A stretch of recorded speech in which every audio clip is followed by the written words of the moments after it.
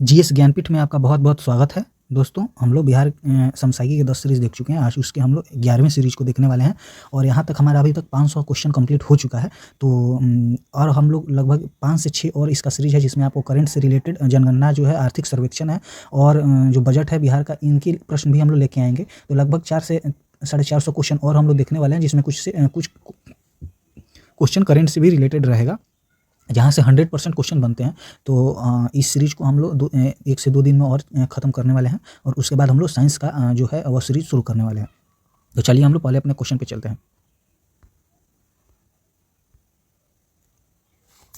बिहार के से प्राप्त मौर्य अभिलेखों की लिपि थी। तो बिहार में जो मौर्य अभिलेख हैं वो ब्राह्मणी लिपि देखने को मिलता है और आपको जो खरोष्टी लिपि आपको देखने को मिलेगा वो पाकिस्तान के क्षेत्र में, तथा उधर आप चले जाएँगे तो वहाँ बोगजगोई अभिलेख जो इराक तुर्की वगैरह में मिला है, तो वहाँ पे आपको अरमाइकी अभिलेख में भी आपको अभिलेख इनके मिलेंगे। महावीर स्वामी ने किस स्थान पर अपना अंतिम उपदेश दिए हैं? तो महावीर स्वामी ने अपना अंतिम उपदेश पावापुरी में दिया था और वहीं पे इनका निधन भी हुआ था। तो याद रखेंगे कि महावीर स्वामी का जो अंतिम उपदेश है वह पावापुरी में उन्होंने अपना अंतिम उपदेश दिया था। प्रथम जैन संगति की अध्यक्षता किस जैन आचार्य ने की थी? तो प्रथम जो जैन संगति है उसके स्थूलभद्र ने किया था और यह आपको वल्लभी गुजरात में किया गया था। तो ये भी याद रखेंगे कि जो प्रथम जैन संगति है वह आपको पाटलिपुत्र में किया गया था, तथा द्वितीय जो जैन संगति वो वल्लभी गुजरात में किया गया था। तो ये दोनों को भी याद रखेंगे। पहले के जो थे वो स्थूलभद्र थे और दूसरे के जो थे वो क्षमा सरवन थे। इन दोनों का भी आप नाम याद रखेंगे। निम्नलिखित में से मगध का कौन सा राजा सिकंदर महान के समकालीन था? तो जो सिकंदर जब आक्रमण किया था उस समय मौर्यों पर नंद वंश का शासन था और नंद वंश के शासक धनानंद उस समय शासन कर रहा था। पाटलिपुत्र को मगध की अस्थायी राजधानी के रूप में किसने विकसित किया था? तो पाटलिपुत्र को जो अस्थायी राजधानी है वह काला अशोक ने दिया था और इसका जो प्रथम शुरुआत किया था वह आपको इसका मतलब पाटलिपुत्र नगर बसाया था वो आपको उदयन के द्वारा किया गया था।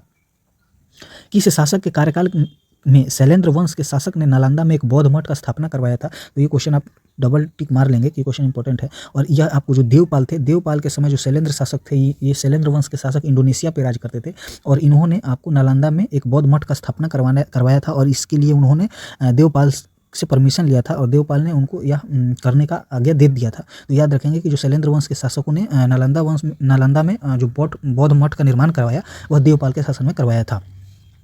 बक्सर युद्ध के पश्चात किस मुगल शासक ने बिहार, बंगाल व उड़ीसा के क्षेत्रों में लगान वसूली का अधिकार ईस्ट इंडिया कंपनी को दे दिया? तो आपको पता है कि शाह आलम द्वितीय के साथ इलाहाबाद की संधि 1665 में की जाती है, जिसके बदले आपको बंगाल, उड़ीसा और बिहार की दीवानी की जो अधिकार है वो ईस्ट इंडिया कंपनी को यानी अंग्रेजों के हाथ में दे दिया जाता है। अब आते हैं 1857 के विद्रोह के समय बिहार के किस क्षेत्र में मार्शल लॉ लागू था? तो आपको पता है कि जब मार्शल लॉ जो था बिहार में वो आपको चंपारण, सारण, ये दोनों डिस्ट्रिक्ट में आपको लगा था। तो यहाँ ऑप्शन ई हो जाएगा क्योंकि यहाँ से एक से ज़्यादा ऑप्शन दिया गया है।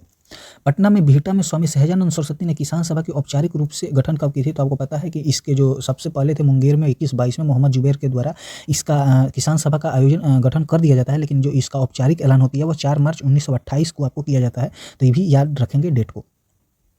बिहार के किस क्षेत्र में खिलजी कालीन सिक्के प्राप्त हैं? तो हम आपको इसको याद कराए थे। तो खिलजी जो खाना खाते हैं वो भोज जो होता है वो खाना खाते हैं, भोजपत्र पे खाते हैं। तो इसे याद रख सकते हैं कि खिलजी का जो कालीन सिक्के थे वो भोजपुर से आपको प्राप्त हुए हैं।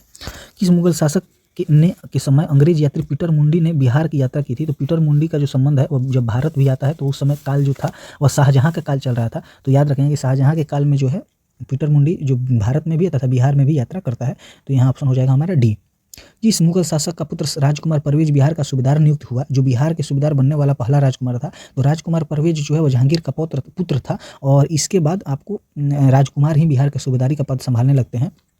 तो यहाँ से सिलसिला राजकुमार परवेज के बाद से ही शुरू होता है। बिहार के किस सूबेदार द्वारा व्यापार पर कर लगा दिए जाने के कारण ब्रिटिश फैक्ट्री जो प्रमुख हैं जॉब चार्नक ने हुगली शहर को लूट लिया था? तो यहाँ आपको पता है कि सबसे पहले आप याद रखेंगे कि 1664 जो ईस्वी था, 1664 में जो ईस्ट इंडिया कंपनी के जो प्रमुख के तौर पे बिहार में जो बनता है उसके प्रमुख के तौर पे आपको जॉब चार्नक की नियुक्ति होती है। और लेकिन इस समय ये क्वेश्चन पूछ रहा है आपको कि किस सूबेदार द्वारा व्यापार पर कर लगा दिए जाने के बाद के कारण ब्रिटिश फैक्ट्री के प्रमुख जॉब चार्नक ने हुगली शहर लूट लिया था? तो यह शाइस्ता खान उस समय आपको सूबेदार था और इसके यह जब आपको कर टैक्स लगाता है उस समय तो उसके बदले में आपको जॉब चार्नक ने उसके हुगली शहर को भी लूट लेता है। अंग्रेजों द्वारा बिहार में फौजदारी प्रशासन को अपने अधिकार में लेने के पश्चात पश्चात पटना में प्रथम अंग्रेज मजिस्ट्रेट किसे नियुक्त किया गया था? तो आपको पता है कि चार्ल्स फ्रांसिस ग्रांट थे, यह आपको उस समय मजिस्ट्रेट के रूप में नियुक्त किया गया। आप एक बार और रिकॉल कर लेंगे कि अंग्रेजों द्वारा बिहार में फौजदारी प्रशासन को अपने अधिकार में लेने के पश्चात पटना के प्रथम अंग्रेज मजिस्ट्रेट किसे नियुक्त किया गया था? तो जब इनकी फौजदारी दीवानी तो आपको इलाहाबाद संधि के बाद मिल जाती है, लेकिन जब फौजदारी मामला भी अंग्रेजों के द्वारा देखे जाने लगता है तो उस समय जो पटना के जो मजिस्ट्रेट बनाए जाते हैं उनका नाम था चार्ल्स फ्रांसिस ग्रांट। तो ये बहुत इंपॉर्टेंट क्वेश्चन याद रखेंगे। 1922 में कांग्रेस का 37वां अधिवेशन बिहार के गया में आयोजित किया गया था, जिसके अध्यक्षता किसने किया था? तो आपको पता है कि गया का जो अधिवेशन हुआ बिहार में उसके चित्तरंजन दास तथा जो पटना में 1912 में और 22वां जो अधिवेशन थे उसका RN मधोलकर के द्वारा इसकी अध्यक्षता किया जाता है। तो पटना में जो कांग्रेस का अधिवेशन हुआ उसका अध्यक्ष RN मधोलकर तथा गया में जो कांग्रेस का अधिवेशन हुआ उसके चित्तरंजन दास अध्यक्ष थे। भारतीय राष्ट्रीय कांग्रेस के दूसरे अधिवेशन में बिहार के कितने प्रतिनिधियों ने भाग लिया था? तो जो दूसरा कांग्रेस का जो दूसरा अधिवेशन जो होता है बिहार में, वो आपको पता है गया डिस्ट्रिक्ट में होता है और जिसके अध्यक्ष चित्तरंजन दास बनते हैं। उसमें आपको 31 जो हैं वह कांग्रेस के प्रतिनिधि जो हैं वह कांग्रेस के जो अधिवेशन में है बिहार के 31 प्रतिनिधियों ने भाग लिया था। तो ये भी आप याद रखेंगे कि 31 प्रतिनिधियों के द्वारा गया अधिवेशन में बिहार की तरफ से भाग लिया जाता है। स्वामी सहजानंद सरस्वती ने बिहार प्रांतीय किसान सभा की स्थापना कब की थी? तो आपको 1929 में। यह आपको तो इम्पोर्टेंट है और इम्पोर्टेंट नहीं है, इसको टिक मार्क लगा लेंगे। ये क्वेश्चन कभी भी कितनी बार भी पूछा जा सकता है।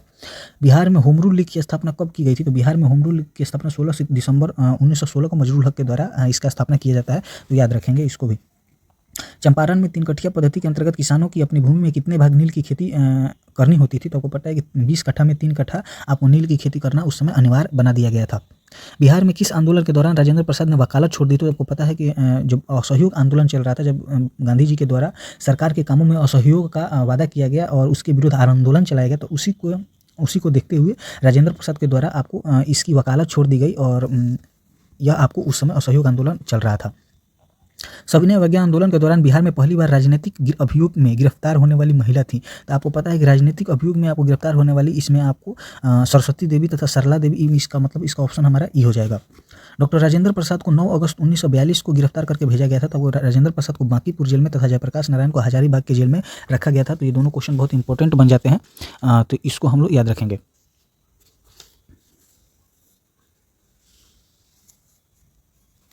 पलासी के युद्ध जो 1757 में होता है उसके उपरांत बिहार के उप नवाब किसे नियुक्त किया जाता है? तो यहाँ पे याद रखेंगे कि मीरन जो हैं उनको बिहार के उप नवाब के रूप में नियुक्त किया जाता है। जो यह पलासी के युद्ध की बात हो रही है, तो पलासी के युद्ध के बाद आपको मीरन को नियुक्त किया जाता है।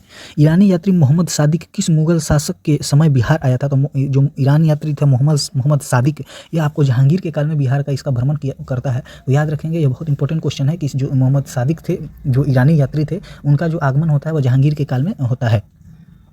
निम्नलिखित में से कौन बिहार का अंतिम अफगान शासक था? तो अंतिम अफगान शासक जो था दाऊद खां कररानी था, जिसका आपको युद्ध आपको अकबर के साथ होता है और उसके बाद यह बिहार जो है वह अकबर का 12वां प्रांत के 1580 में 12वां प्रांत बन जाता है। बिहार के लगभग कितने भूभाग पर जलोढ़ मुद्रा है, मतलब जो मिट्टी है उसका विस्तार पाया जाता है? तो जलोढ़ मृदा का आपको 90% से लेकर 90 से 95% भाग पर आपको जलोढ़ जो मिट्टी है वह बिहार में देखने को मिलती है। तो ये भी याद रखेंगे। निम्नलिखित में से किस मिट्टी को धान के उत्पादन हेतु उपयुक्त माना जाता है? तो आपको पता है कि खादर मिट्टी जो है वह आपको धान के लिए, और भांगर मिट्टी जो होती है, खादर में भी आपको एक होती है दोमट मिट्टी जो गेहूँ के लिए बहुत प्रसिद्ध होती है, यहाँ आपको हो जाएगा खादर मिट्टी, तो वो भी आप याद रखेंगे। बिहार के किस नदी के नारायणी के उपनाम से भी जाना जाता है? तो आपको पता है कि गंडक को नारायणी नदी के नाम से हम लोग जानते हैं तथा सदानीरा के नाम से भी हम लोग गंडक को ही जानते हैं।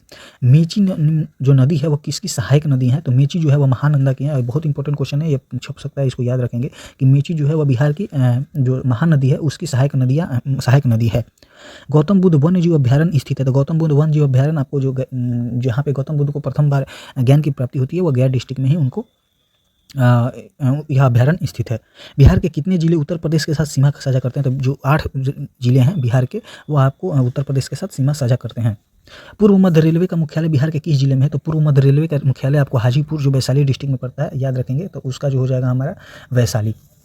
निम्नलिखित में से कौन सा परियोजना उत्तर प्रदेश तथा मध्य प्रदेश की संयुक्त परियोजना है? तो यहाँ पे उत्तर प्रदेश, बिहार तथा मध्य प्रदेश तीनों का बोल रहा है। तो हम लोग इसको पढ़ चुके हैं कि बाण सागर है, जो यहाँ से बिहार से उत्तर प्रदेश तथा मध्य प्रदेश तीनों का संबंध है। तो यहाँ आपको हो जाएगा बाण सागर, बहुत इंपॉर्टेंट क्वेश्चन है, इसको याद रखेंगे। निम्नलिखित में से कौन खरीफ फसल के उदाहरण नहीं है? तो खरीफ फसल में धान, ज्वार, बाजरा ये सारे आते हैं। चना जो है आपको खरीफ फसल नहीं है, तो ये भी याद रखेंगे कि चना, गेहूँ आपको खरीफ फसल में चना जो है वह आपको, और गेहूँ जो है वह खरीफ फसल में नहीं आता है। वर्मी कंपोस्ट के वर्मी कंपोस्ट के व्यावसायिक उत्पादन का अनुदान देने वाला देश का पहला राज्य कौन है? तो वर्मी कंपोस्ट को जो है वो आपको व्यवसाय का जो रूपरेखा है वह दिया था, वो तो बिहार राज्य उसमें प्रथम है कि वर्मी कंपोस्ट को भी एक व्यवसाय का रूपरेखा दे दिया था।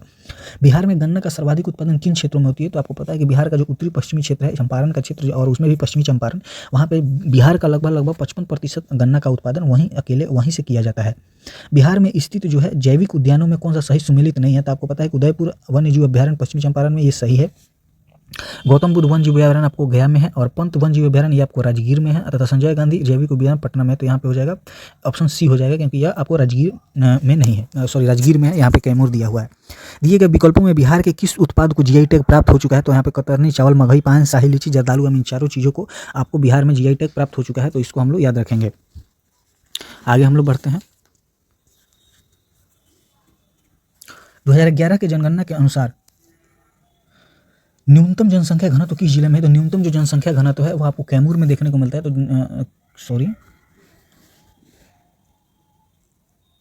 आपको जो न्यूनतम जनसंख्या घनत्व है वो आपको कैमूर में देखने को मिलता है, तो ये भी आप याद रखेंगे कि कैमूर में, यहाँ पे आपको सर्वाधिक जो वन का घनत्व है वो आपको कैमूर में देखने में मिलता है, तथा न्यूनतम जनसंख्या घनत्व और जो वन का घनत्व है वो ज़्यादा यहाँ पे देखने को मिलता है। 2011 के जनगणना के अनुसार बिहार में पुरुष साक्षरता कितनी है? तो बिहार में जो पुरुष साक्षरता 71.2 है, 61.8 आपको पूरे टोटल बिहार की जो साक्षरता दर है वो है, और महिला साक्षरता 51.2% है। बिहार की उत्तर से दक्षिण की ओर कुल लगभग कितनी है? तो आपको उत्तर से दक्षिण 345 किलोमीटर तथा पूर्व से पश्चिम की तरफ 483 किलोमीटर बिहार का जो फैलाव है वो है, तो ये भी आप याद रखेंगे। बिहार विधानसभा का कौन सा विधानसभा सीट अनुसूचित जाति हेतु आरक्षित है? तो यहाँ पे आपको इमामगंज और इमामगंज, मनिहारी, कटोरिया, यहाँ पे ऑप्शन ई हो जाएगा। इसका ऑप्शन 3 है, जो मनिहारी जो है वो अनुसूचित जाति हेतु आरक्षित है, इमामगंज भी है तथा कटोरिया भी आपको वहाँ से आपको देखने को मिलता है, जो आपको अनुसूचित जाति के लिए आरक्षित है, जनजाति के लिए। बिहार विधानसभा के प्रथम अध्यक्ष कौन थे? तो बिहार विधानसभा के प्रथम अध्यक्ष श्री रामदयालु सिंह थे, इनको याद रखेंगे। संविधान के किस अनुच्छेद के तहत राज्यपाल को अध्यादेश जारी करने का जो दिया गया है? तो वो है आपको अनुच्छेद 213 में, और 123 में आपको राष्ट्रपति के द्वारा अध्यादेश जारी किया जाता है। किसी राज्य का मंत्रिपरिषद सामूहिक रूप से किसके प्रति उत्तरदायी होता है? तो मंत्रिपरिषद जो है वो सामूहिक रूप से विधानसभा के प्रति तथा आपको पर्सनली जो होता है वो आपको राज्यपाल के प्रति उत्तरदायी होता है। बिहार के प्रशासनिक व्यवस्था को सुचारू रूप से चलाने हेतु इसे कितनी इकाइयों में विभाजित किया जाता है? तो जो बिहार के जो प्रशासनिक इकाई है उसको 5 भागों में विभाजित किया जाता है, तो याद रखेंगे कि इसका आंसर हो जाएगा ऑप्शन बी, जो हो जाएगा आपको 5। किसी राज्य के सचिवालय का प्रधान कौन होता है? तो राज्य के सचिवालय का प्रधान राज्य के मुख्य सचिव सचिवालय के जो मुख्य सचिव होते हैं वो वहाँ के सचिवालय के प्रधान होते हैं, तो ये आपको पता होगा। पंचायती राज व्यवस्था के अंतर्गत प्रशासनिक कार्रवाई हेतु गठित जिला पार्षद का कार्यकाल कितना होता है? तो जिला पार्षद का कार्यकाल 5 साल होता है, जो पंचायती राज के तृतीय पिलर के रूप में इनको देखा जाता है। राज्य के मुख्य सूचना आयुक्त की नियुक्ति कौन करता है? तो मुख्य सूचना आयुक्त जो होते हैं उनकी नियुक्ति राज्यपाल के द्वारा किया जाता है, तो ये आप याद रखेंगे। बिहार के पहले गैर कांग्रेसी मुख्यमंत्री कौन थे? तो गैर कांग्रेसी पहले मुख्यमंत्री आपको महामाया सिंह थे, पहले मुख्यमंत्री श्री कृष्ण सिंह थे, आपको भोला पासवान शास्त्री आपको पहले जो अनुसूचित जाति के मुख्यमंत्री थे, तो ये आपको तीनों याद रखना है। So thank you so much दोस्तों, मिलते हैं इसके हम लोग नेक्स्ट 12वें इसके एपिसोड से। Thank you so much.